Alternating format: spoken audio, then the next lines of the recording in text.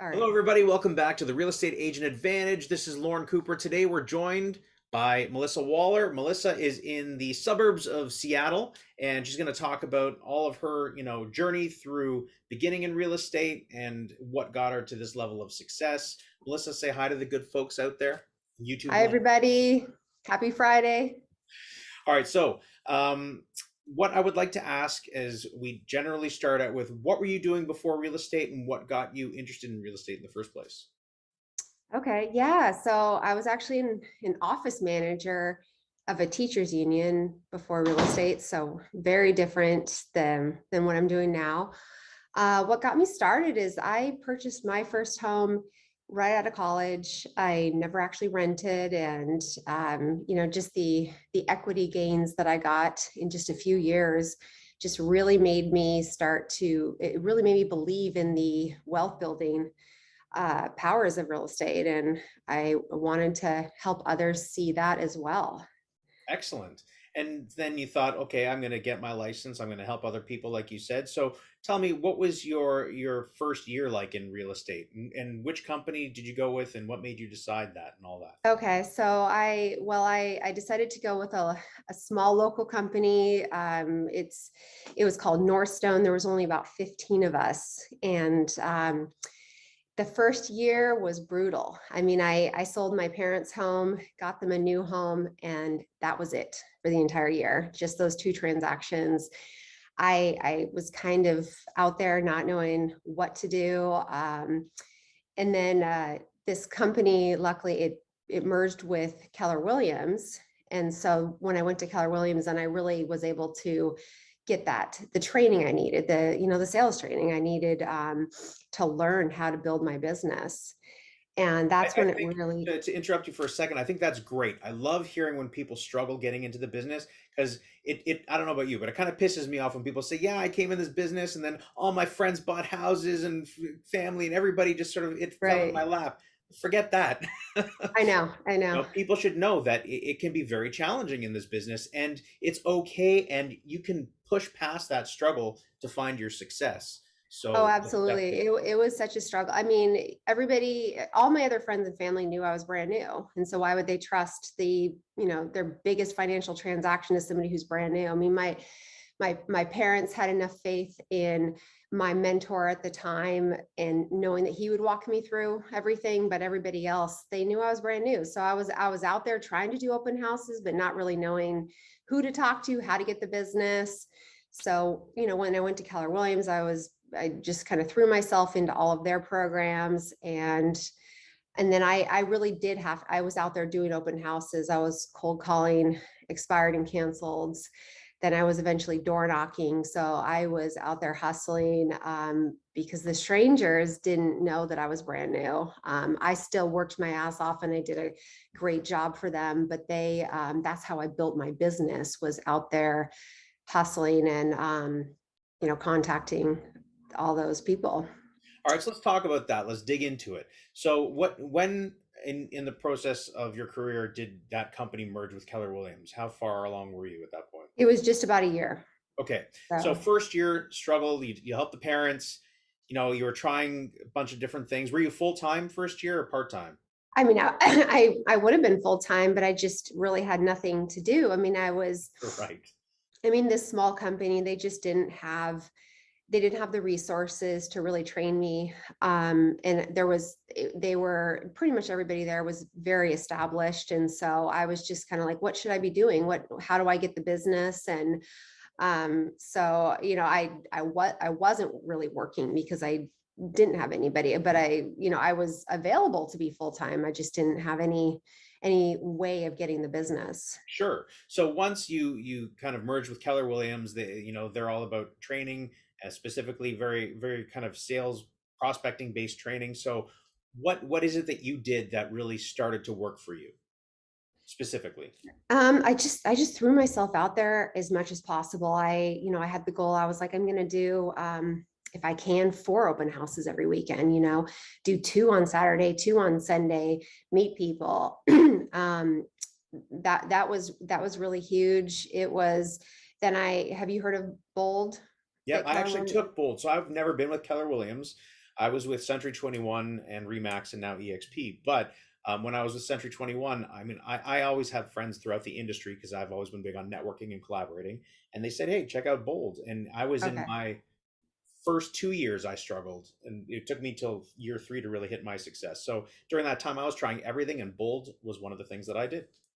Yeah, so Bold is great. I mean, they have that, they really push you to make those contacts every day, and you have your team and everybody that's counting on you. And so I started door knocking in my community to do my contacts, as well as cold calling expireds and canceleds. And one of the expired listings I ended up calling. So not only was it this beautiful $2 million view home, that I ended up getting, but then it turned out that the seller happened to be a builder developer, and she Wow. said, "Oh, hey, you did a great job with this. I have 26 other brand new construction homes I need listed.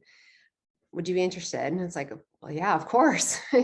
So sometimes you uncover a piece of gold. You call enough homes, you call enough people, that it's just that one thing that kind of catapults you. And that was a huge, that was such a huge way for me to really build that experience under my Oh, belt. yeah, I can imagine. People always think, oh, this person got lucky, that person got lucky. And yeah, it's true. Sometimes people get lucky, but I find that luck really finds the people that are working hard consistently. You'll tend to find that you'll get lucky much easier and more consistently when you put the work in. Absolutely. And I mean, I was like, okay, I have, it's uncomfortable to call expireds and canceled. It's uncomfortable to door knock, but it's also uncomfortable not having the business. And so you choose your hard, right? And Right. I was determined. I was like, I don't care how much rejection I get. I'm just going to continue to just put myself out there every day. And it got easier and easier to deal with the rejection. I mean, it's not fun, but you get more grit. You get a thicker skin. So Yep, absolutely. So on the channel, people that have been watching may be familiar with, on Mondays we do these interviews. That's when we post them. Wednesdays we do another informational sort of video, and then Fridays I'm doing this new thing on prospecting specifically. So a commitment to daily prospecting for at least 2 hours, and we're tracking how the numbers should look and work, and how business comes from that, and really just showing people what it really looks like and what results they should expect, because it's not right. call somebody one day and you get a listing. It's over time the consistency starts to build the momentum and the business, right? It does. It's like you're planting little seeds, and then all of a sudden, it grows. I mean, in the business we see today, they always say is the culmination of what we did 3 months ago. Exactly. So you just continue to plant those seeds and it will grow. Yeah, it's like So a 90 yeah, to 120-day gestation period for the activities that you do to come to fruition. And it's really important to touch on the fact that once you start seeing success, I don't know if you fell into this trap. Most people do. I probably did. When you first start seeing success, you start to forget about the things that got you the success. Doing those daily activities for prospecting, you sort of think, well, I've got to take care of this client, I've got to take care of that, and you push prospecting aside, and then you notice that 60 to 90 days later, you've got that dip in activity because you weren't doing the consistent prospecting to get it. yeah. I mean, you absolutely can. When you're working in your business, you forget to work on your business so much. So yeah, you absolutely can. I think that's why you have to leverage all of those other tasks, like get a transaction coordinator to handle all the paperwork. I hired a full-time assistant in July to handle all my marketing and pretty much anything else I need from her, so that I can focus on the prospecting, the reaching out to past clients, sphere of influence, and that sort of thing. So So let's dig into that a little bit more. So you've been in the business since when? Because I don't know if we mentioned that on the program yet. so almost 5 years. I've been licensed for 6 years, but actually been active agent for almost 5 years. Okay, and in that journey, you said you started calling expired listings, right? Right. And that was that your main focus in getting business In the beginning. in the beginning? Yeah, it was. That and open houses. Right. That was really like year two was my main focus. And then after that, I decided to farm my neighborhood community, which um, has really paid off for me in a Okay, so huge let's way. talk about that, definitely. So you found the luck by doing the work. You got that client, that expired listing, which turned into being a builder, and then you got the ball rolling there. And then from there, you just continued to build, and like you said, you went into farming your area. So how did Right. you expand into that? What was the strategy that you used there?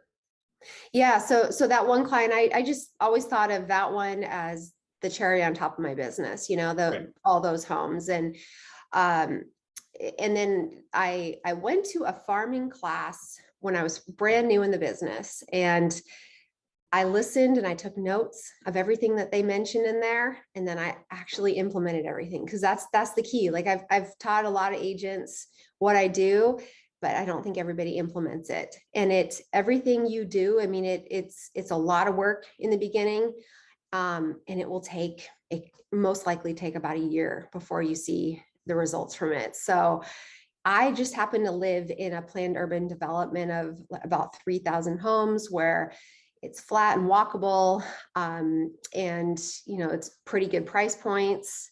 So and when I went to this farming class, they asked everybody if there has been an established agent that has owned the majority market share in the community you're thinking of, then choose a different community. And that happened to be the case in mine. Somebody who owned majority market share for over 30 years. And so, but I just said, no, I offer something different than he does. So I'm going to go for it anyway. And so I decided that I was gonna just get out there and start introducing myself to the neighbors. So when I was going through Bold, I just decided I'm gonna door knock every single home in this community. So I went from one end to the other and just introduced myself. Started taking note of people that may be interested in selling sometime in the future, and then those people I started sending a mailer to. So there was about, like, maybe just 50 people in the beginning. I didn't have a huge budget for marketing, so I just Right. started sending stuff to them, or I would just hang like door hangers type things on their door. um, and then it's about 9 months later, got my first listing. And then, a couple more after that. And then I had a little bit more budget to send mailers to maybe 600 people out of the 3,000. So I got a list from title for, like, people that had owned their homes for 10 plus years. And then just started sending mailers to them. And then I got a few more. So I was able to up my budget, and I decided, okay, I'm going to send mailer to all 3,000 homes in the community. And this was right about May of 2020, like right when COVID Right. was like in full swing. Nobody wanted people showing up at their door anymore. So I was like, I'm just going to send mailers. And so I sent it to all of them. And it was like, that's a huge expense, right? Like, and I was like, 6 months going by, nobody reaching out at all. And I'm like, is this worth it? And then I decided to hold a holiday lights contest for the community, and get everybody involved. And during, like, what was last year, when it was a dark, kind of depressing time around the holidays, and so I held a holiday lights contest and had prizes for the winners. And So how did you um, promote that? Did you promote that through the mailers? through the mailers, and then through social media. There's a neighborhood Facebook page, so I was just really active on there. um, and then it's like the culmination. It just, like, bam, bam, bam, bam, bam, like, started last year in February, and then it just one after another, after another, after another, after another, of people calling me to list their homes.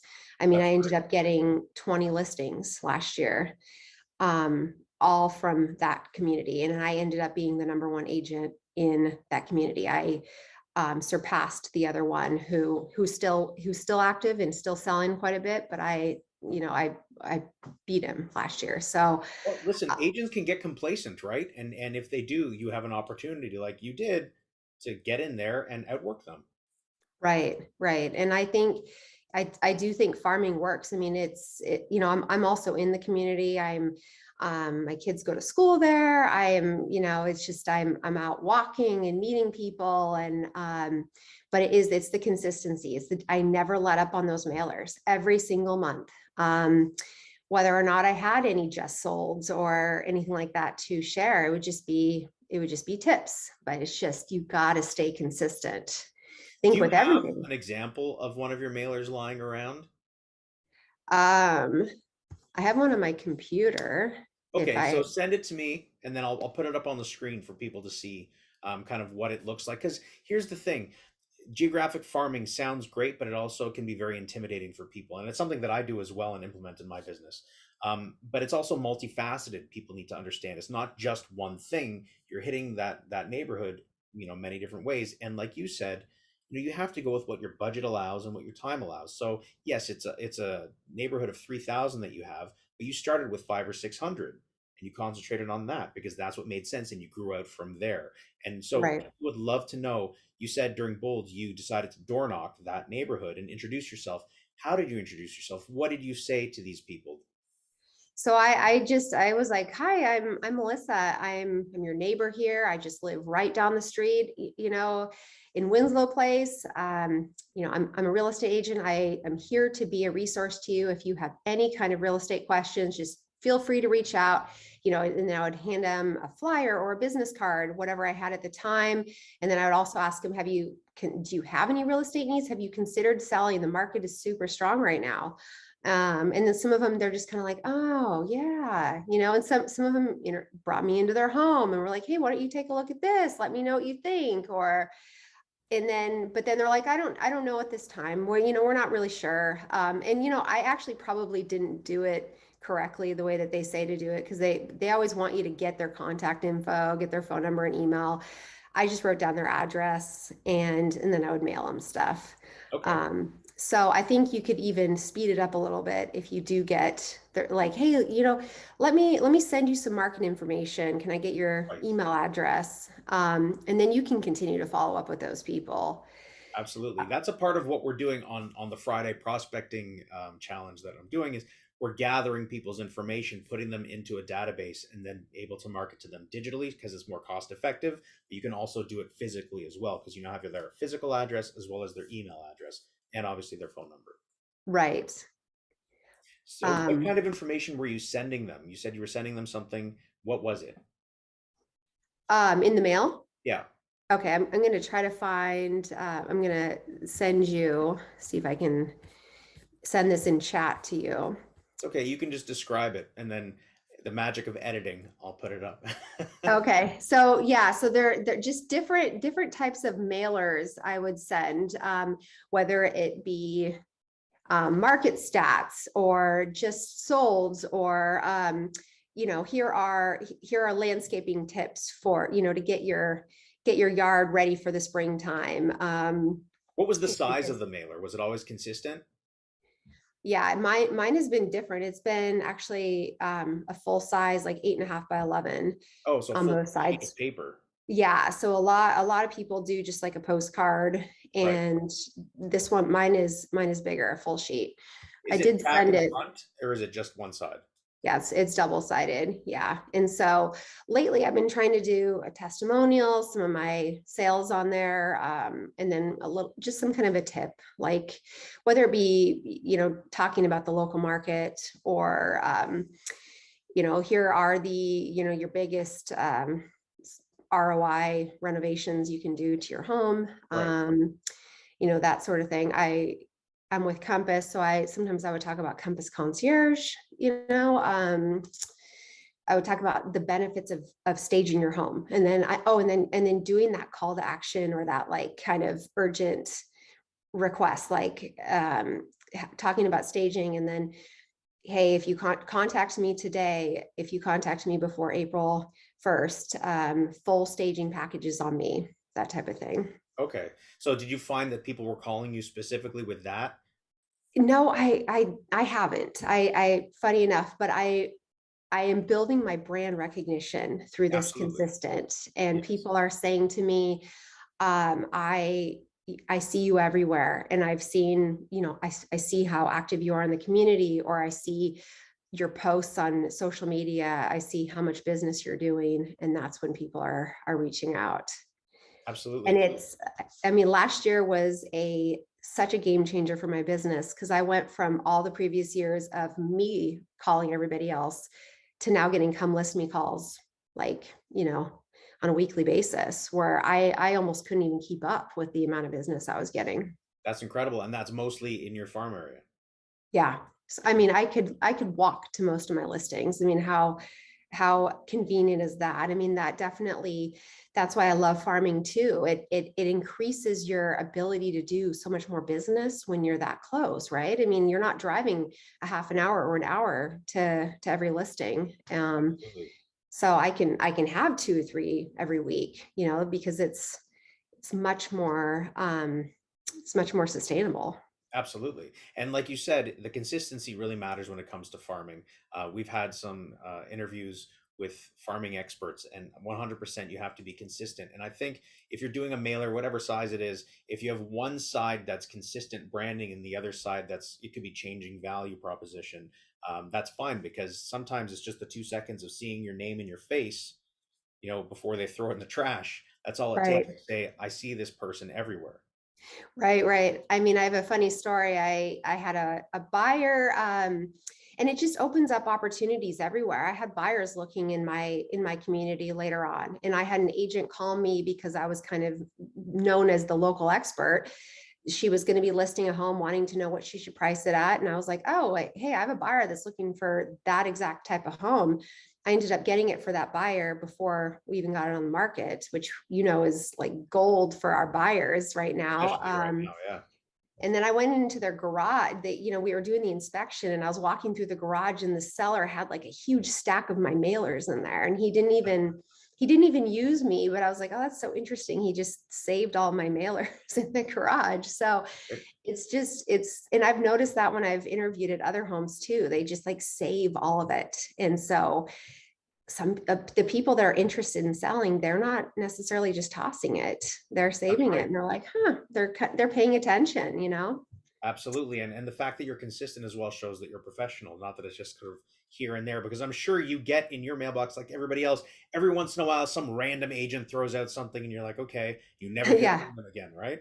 Right, right. It doesn't make sense I've done that too. I've had a one-off listing somewhere or a buyer, and I've sent, I've blanketed the area with Yeah. mailers, and it never pays off. I mean, you're better off sending to 500 people every single month than 2,000 people like every once in a while. I mean, Right. it's that consistency. Absolutely. And it's a lot of money at first, but I tell new agents, like, if you don't have the money to mail it, then get the door hangers made and just go and put those on everyone's door, Yeah. and they'll see that as well. Absolutely. I think, as we spoke about earlier, it's multifaceted approach, right? It's not just mailers.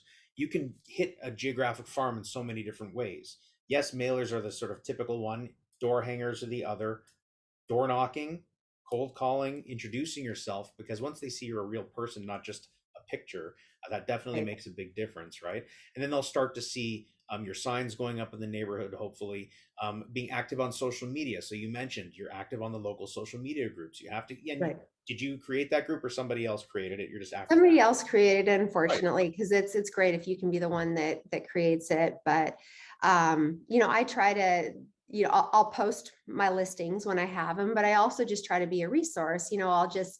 I'll say, hey, on my website, I have a bunch of links to different vendors that I've worked with and trust. If you need, everybody always is like, who's the best contractor and the best painter to work with? Uh, and then I'll just, I'll just post different things just to try to bring value to people. I don't want to be like, hey, call me, here, I'm so wonderful, but Right. here's my way of giving value to you. And then, yeah, like the events, I also did a neighborhood barbecue in August, where at the local park, I teamed up with a lender that's in my community as well, and we completely sponsored it. We brought in bouncy houses and face painters, and all it had, barbecued food, and the whole neighborhood was invited. And another way of just giving back and just knowing, hey, I'm here. I'm your community. I'm a member of this community as well. I care about the community. I'm a resource for you, and not being salesy, just being down to earth, and but showing that you know what you're doing too. Yep, and I think when you do community events like that in the local park, it's another excuse to reach out to people. You can call them, you can send a mailer, call to follow up. Hey, I'm not sure. This is me. You know, you don't even have to say you're a real estate agent because you're not trying to sell their house. I'm hosting this event at the park for everybody. Wondering if you got the invitation in the mail, and then you make a connection that way. And then when they show up, they'll realize, maybe you have like something in the background, a little banner or something, and they'll, Yeah. oh yeah, oh, that person, I see them all the time. That's who I spoke to. That's a great way to promote yourself without being overly salesy about it. Oh yeah, absolutely. And you can do those, that you can get those phone lists, or, where you get the numbers for everybody in the neighborhood too. Right. So yeah, that's a great way to do that too. Excellent. So how are you keeping track of people in your database? Do you have some sort of CRM that you use? Yeah, I use the one that my brokerage provides, Mhm. that Compass. It was, I think it was, I believe it was from Contactually initially, but it's great. I mean, I use it a lot. I was using the Keller Williams one before, but it was pretty clunky. So this one's great and easy to use. And for sure, our databases are, the bread and butter of our business. It's super important to keep that organized and to continue to look at it every day. Now, are you making sure that you stay in touch with, past clients to try to generate repeat and referral business? I am, yeah, and I did get some repeat and referral business last year. Yeah, I think it's super important to stay in touch with past clients. So there's, I do have just a regular email that's sent out to everybody, a newsletter that's mailed every month as well, and then everybody who was a client last year, they got a gift around the holidays, like a wreath, or buyers got little ornament with their addresses on them. And then I like quarterly, I did Brian Buffini before. So quarterly, I do like little drop by gifts to all the past clients. And then I Like just a try to little bag reach of out. popcorn that says just pop by? Yeah, something like that, and I've even found ways to mail them for those that are out of state now. It like just getting a beautiful little candle, and like, you light up my life, thank you for supporting my business, that sort of thing. Like just sending that, 4 times a year, then they're like, oh wow, look what our realtor did, she still cares. And then just yesterday I actually decided to send out an email to 30 of my past clients, and just to say like, hey, I was thinking of you. How are you doing? Like, and made it very personal, so um, how's Colorado going for you? That sort of thing, just making it very personal to each one. And they were all, I mean, I got responses from all of them like, wow, how nice of you to reach out to me. I didn't ask, do you know of anyone that needs to buy or sell real estate? Because they know what I do. It's staying top of mind in a sincere and authentic way, and just showing that I care, and they were all like, wow, I hope things are going great for you. That's so nice of you to reach out. Everybody seemed very surprised. And I'm like, wow, it literally took me 10 minutes of my time to send the emails, and then, a little bit of time to respond. But hey, that's again planting the seeds, right? Like, it keeps me top of mind as a genuine, sincere person. Exactly. And ultimately, this business is about relationships, right? So the longer and stronger that you can keep these relationships, the better your business is going to be. Right, exactly. And I did it all wrong before. I used to call people and say, wondering if you know of anyone that wants to buy or sell. And I think that is just very off-putting to people. And Yeah. so I'm not doing that anymore. They all know what I do. And so I figure I'm just gonna, just build that relationship. And, I think that it will come back Yeah, in the absolutely. end. 100%. All right, great. So that's some incredible insight into how you built your business. Now, let's put a hypothetical out there, okay? Let's imagine you've got a brother, sister, uncle, cousin, nephew, niece, whatever, who's thinking about getting into real estate in some other part of the country, Mhm. and they're looking for advice. What do I do to be successful? From day one, give them a quick little sort of multi-step plan on what you think they should do to find their success. Okay, so I would say the number one thing is finding a brokerage that's going to have that support and give you the training you need from the get-go. So find, whether it be maybe joining a team who can kind of mentor you and kind of give you the key, you can follow along with them. Hey, give them part of your commissions in the beginning. You'll be learning invaluable information. Whatever it is, you need to get that training in the very beginning. And I would say, aside from just getting out there and talking to people, perfect your craft. I think that's super important in our industry. A lot of new people are coming in and just rushing out there. Learn the contracts, learn what it takes to fully represent your buyers and sellers at the highest level. I took a lot of contracts classes and all of that at Keller Williams, which was fabulous. So just find a brokerage that's going to give you that training, and then put yourself out there. Start talking to people, telling them what you do, and just, I mean, truly, what makes, I think, what separates someone who's successful from someone who's not is that someone who's successful does not give up. They, no matter how many times they fail, get rejected, they don't give up. I mean, I still go on listing appointments and they might choose somebody else, and I say, okay, next. And Right. so you have to learn that. You have to say, okay, I'm just gonna keep going, keep going, keep going. There's enough business for all of us, and go out there and find the people that want to work with you. There's people that are, there's clients for everybody, for every agent out there. That's right. And you're going to find that some people you mesh with, some people you don't. And usually the ones that you don't get the business from is probably you're better off not getting that business. Exactly, for sure. But in the beginning, I kind of, this is how I felt. I felt like I was walking up a hill that was like this steep in the beginning, and you just have to keep going, like you're on a hike, right? All the way to the top. And then after a couple of years, it starts to get easier and it starts to flatten out, and that's what you have to do in the beginning. I mean, a lot of agents I know, they built their business on Zillow leads, just calling those leads.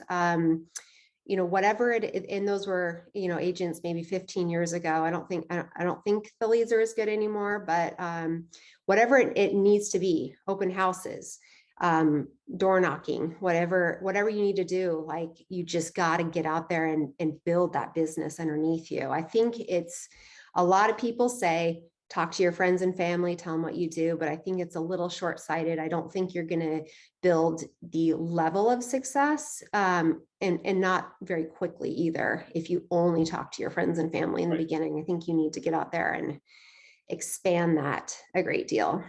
Yeah, I think what people need to keep in mind, especially if they're just getting into the business, is that this is a contact business. Can't get around it. If you're not willing to talk to people, I don't care how you talk to people. If it's an online lead, if you're door knocking, cold calling, networking, whatever, it's a contact sport. So you're going to have to talk to people. So the person who talks to the most people wins. And Right. you have to be consistent. So I like to say consistent persistence equals success in this business. You have to be very persistent consistently. Can't give up. You got to keep doing the right things. And success often is boring. Like those activities that you do day in and day out, they can be a little bit monotonous, but so what if it leads you to the lifestyle and everything else that you want? Like you said, choose your heart, right? You do. It is. And it's, there are ups and downs in the business. I mean, there always are. And you start to get nervous, and you just, it might be a couple months of no closings. And I still, what I have control over is the activities I do every day. Yes. So I don't have control over, if somebody else is going to choose to work with me, or if they even want to sell at this time. So what I can do is just keep doing the work that I know works in the end, right? And Exactly. so it's, November and December were super quiet for me. So I just kept doing it every single day. I wasn't on vacation. I was continuing to plant those seeds, which, like, this last week my phone has been exploding because of it. So it's what did they say about this business? It's not easy, but it's simple. I mean, Right. it's simple, but you have to go out of your comfort zone for sure. Absolutely, absolutely. Well, thank you so much for sharing. Really appreciate your insight into your business and how you grew your business. I'm sure it'll help a lot of people out there that are struggling or just getting into the business. So thank you so much, Melissa. I really appreciate it. Yeah, absolutely. It was great talking to you. You as well. So please tell people if they're, if they have people that are moving out of state, out of city into your area, where are you working? How do they contact you for giving you a referral? Awesome. Okay, so I am in the greater Seattle area. I focus on Bellevue, Seattle, Redmond, Issaquah, Sammamish, and kind of the outlying areas of the Sammamish area. And I would love to work with buyers or sellers. My website is www.melissawallerhomes.com. Awesome. Excellent. And everybody out there, remember, like, share, and subscribe, and we'll see you guys on the next video. Melissa, again, thank you so much. Yeah, thank you.